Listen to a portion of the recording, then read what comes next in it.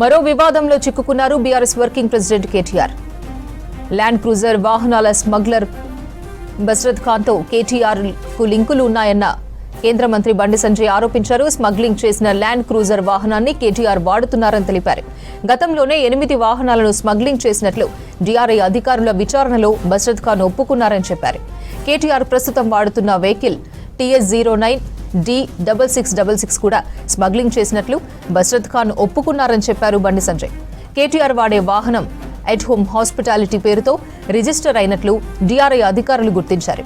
దీంతో at home కంపెనీకి కేటీఆర్ కు ఉన్న లింకులపై అధికారులు ఆరా తీస్తున్నారన్నారు బండి సంజయ్.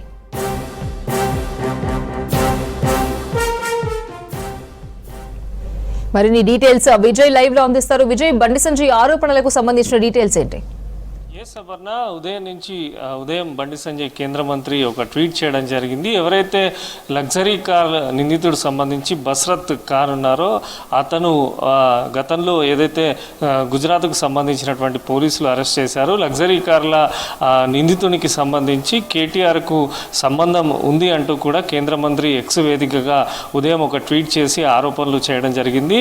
ముఖ్యంగా బస్రత్ ఖాన్కు అదేవిధంగా కేసీఆర్ కుటుంబ సభ్యులకు సంబంధించి లింకుల పైన డీఆర్ఐ అధికారులు కూడా ఆరా తీవ్వాలంటూ కూడా కేంద్ర మంత్రి బండి సంజయ్ తన ట్వీట్లో పేర్కొన్నారు. దీంతోపాటు ఏదైతే కేటీఆర్ ఉపయోగిస్తున్నటువంటి కార్ ఏదైతే ఉందో ఈ లగ్జరీ కార్లకు సంబంధించినటువంటి నిందితుడు బస్రత్ ఖాన్ ఏదైతే డీఆర్ఐ అధికారుల ముందు స్కామ్ జరిగింది ఒప్పుకున్నారో ఆ కార్లనే కేటీఆర్ వాడుతున్నట్టు కూడా కేంద్ర మంత్రి బండి సంజయ్ ఆరోపణలు చేయడం జరిగింది. దీంతోపాటు బండి సంజయ్ కార్యాలయానికి సంబంధించి కొద్దిసేపటి క్రితమే ఒక నోట్ కూడా విడుదలైంది.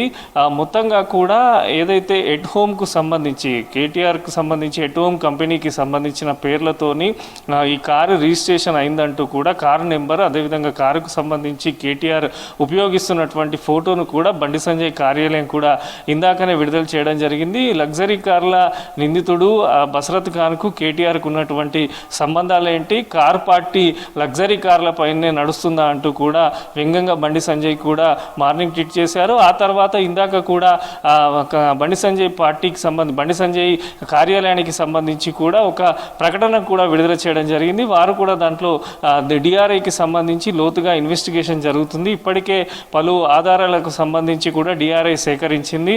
ఎట్ హోమ్కు సంబంధించి దీనికి ఏ రకమైనటువంటి లింకులు ఉన్నాయి, ఎట్ హోమ్ సంస్థ ఎవరి ఆధ్వర్యంలో నడుస్తుంది, దీనిపైన కూడా పూర్తి స్థాయిలో డిఆర్ఐ అధికారులు కూడా విచారణ జరుపుతున్నారంటూ కూడా బండి సంజయ్ కార్యాలయానికి సంబంధించి మరొక ప్రకటన విడుదల చేయడం జరిగింది. మొత్తంగా కేటీఆర్కు సంబంధించి వాహనం ఏదైతే వినియోగిస్తున్నారో ఆ నెంబర్తో పాటు బస్రత్ ఖాన్కు సంబంధించి కేటీఆర్కు ఉన్నటువంటి లింకులేంది డిఆర్ఐ అధికారులు దీనిపైన లోతుగా దర్యాప్తు చేయాలంటూ కూడా బండి సంజయ్ ట్వీట్ చేశారు. ఆ తర్వాత దానికి సంబంధించిన ఎవిడెన్స్తోని ఒక ఫోటోను అదేవిధంగా ఏదైతే గతంలో బస్రత్ ఖాన్ ఒప్పుకున్నటువంటి విషయాలకు సంబంధించినటువంటి ఒక నోటును కూడా బండి సంజయ్ కార్యాలయం నుంచి విడుదల కావడం జరిగింది. మొత్తంగా రీసెంట్గా మనం చూసాము బండి సంజయ్ పైన కేటీఆర్ పరువు నష్ట దావా వేసిన తర్వాత కేంద్ర మంత్రి దీన్ని సీరియస్గా తీసుకున్నట్టు కూడా అర్థమవుతుంది. కేటీఆర్ వర్సెస్ బండి సంజయ్ ఇద్దరి మధ్య కూడా తీవ్రస్థాయి వివాదం ముదిరిందనే విషయాన్ని కూడా మనం చెప్పుకోవచ్చు. వాస్తవానికి కూడా ఏదైతే ఫోన్ ట్యాపింగ్ విషయంలో గతంలో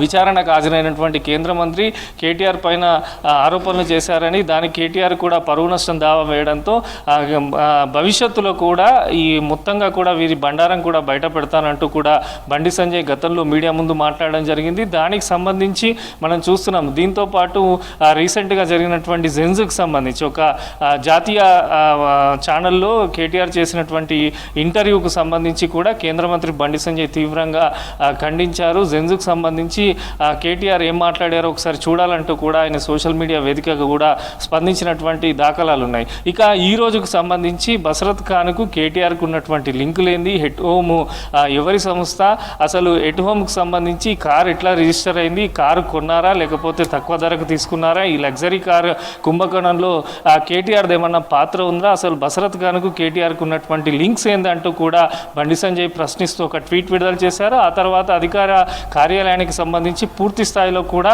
వివరాలు కూడా వెల్లడించారు. అంటే కేటీఆర్ ప్రయాణిస్తున్నటువంటి ఫోటోను కూడా బండి సంజయ్ కార్యాలయం విడుదల చేయడం జరిగింది. మొత్తంగా కూడా దీనిపైన డిఆర్ఐకి సంబంధించినటువంటి అధికారులు ఇప్పటికే ఇన్వెస్టిగేషన్ కొనసాగిస్తున్నారని, ఎట్ హోమ్కు సంబంధించిన సంస్థ పైన కూడా డిఆర్ఐ అధికారులు ఇప్పటికే ఇన్వెస్టిగేషన్ స్టార్ట్ చేశారంటూ కూడా బండి సంజయ్ కార్యాలయానికి సంబంధించి వారు కూడా ఒక ప్రకటన విడుదల చేయడం జరిగింది. మొత్తంగా ఇద్దరి మధ్య కూడా రాజకీయ వివాదము మరింత ముదురుతున్నదనే మనం చెప్పొచ్చు. వాస్తవానికి పరువు నష్టం దావా వేయడం పట్ల కూడా బండి సంజయ్ తీవ్ర స్థాయిలో ఆగ్రహంగా ఉన్నారని అర్థమవుతున్నది.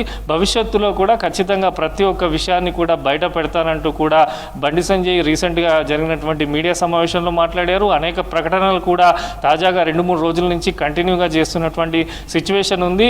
ఇది నిజమైతే ఇది అతిపెద్ద కుంభకోణం జరిగినట్టే అంటూ కూడా బండి సంజయ్ తన ట్వీట్లో తెలపడం జరిగింది. మొత్తంగా బసరత్ ఖాన్కు సంబంధించి సూరత్ పోలీసులు గతంలో అరెస్ట్ చేశారు. లగ్జరీ కార్లకు సంబంధించి అసలు కేటీఆర్ దీనికి సంబంధించిన రిజిస్ట్రేషన్లు అన్నీ కూడా కేసీఆర్ కుటుంబ సభ్యుల పేర్లతోని ఉన్నాయంటూ కూడా బండి సంజయ్ ట్వీట్లో పేర్కోవడం జరిగింది. దీనికి కేటీఆర్కు ఏం సంబంధం ఉంది, కార్లు ఎందుకు తిరుగుతున్నారు, అసలు ఈ కార్లు ఎక్కడి నుంచి వచ్చాయని కూడా బండి సంజయ్ ప్రశ్నించినటువంటి పరిస్థితి అయితే మనకు కనిపిస్తుంది. మొత్తంగా కూడా ఈ బసరత్ ఖాన్ విషయానికి సంబంధించి కూడా కేంద్ర మంత్రి ట్వీట్ చేయడంతో రాజకీయ వర్గాల్లో కూడా కొంత చర్చ జరుగుతున్నది. అసలు ఈ వెహికల్ ఏ రకంగా వచ్చింది, బీఆర్ఎస్ పార్టీకి సంబంధించి కారు పార్టీ లగ్జరీ కార్ల పైన నడుస్తుందా అని కూడా వ్యంగ్యంగా బండి సంజయ్ ట్వీట్ చేయడంతో పెద్ద ఎత్తున కూడా చర్చ జరుగుతున్నది. మరొక పక్క కేటీఆర్ బండి సంజయ్ పైన వేసినటువంటి పరువు నష్ట దావా పైన కూడా కేంద్ర మంత్రి సీరియస్ అయినట్టు కూడా తెలుస్తుంది. భవిష్యత్తులో అనేకమైనటువంటి ఆధారాలను కూడా బయట పెడతా, ఎక్కడెక్కడ సంబంధాలు ఉన్నాయి, ఏ లింక్స్ ఉన్నాయి, ఎటువంటి స్కామ్లు ఉన్నాయి, ఇట్లాంటివన్నీ కూడా బయట పెడతారంటూ కూడా బండి సంజయ్ తీవ్ర స్థాయిలో వ్యాఖ్యలు చేశారు. మొత్తంగా కూడా ఇద్దరి ఇటు కేంద్ర మంత్రి అదేవిధంగా మాజీ మంత్రి BRS working president KTR Bandi Sanjay మధ్యనైతే వివాదం తీవ్ర స్థాయిలో ముదురుతున్నట్టు అర్థమవుతుంది. ఈరోజు బసరత్ ఖాన్కు సంబంధించి డిఆర్ఐ అధికారులు పూర్తి స్థాయిలో కూడా విచారణ జరపాలి, ప్రధానంగా ఎటువంకు సంబంధించిన సంస్థ పైన కూడా విచారణ జరపాలంటూ కూడా బండి సంజయ్ కార్యాలయానికి సంబంధించి కూడా ఒక ప్రకటన విడుదల చేశారు. మొత్తంగా కూడా ఇరువురి నేతల మధ్య పరస్పర ఆరోపణలు అయితే తీవ్ర స్థాయికి చేరాయనే చెప్పొచ్చు. అపర్ణ.